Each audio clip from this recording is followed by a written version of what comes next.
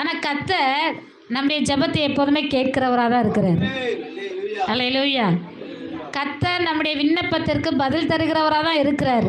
ஆமென். அல்லேலூயா.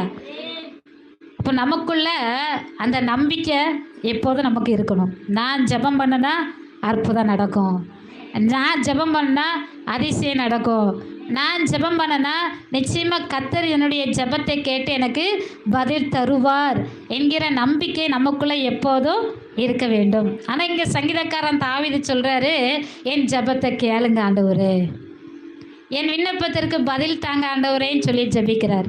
ஆனால் நாம் ஜெபம் பண்ணும்போது என்ன சொல்லணும்?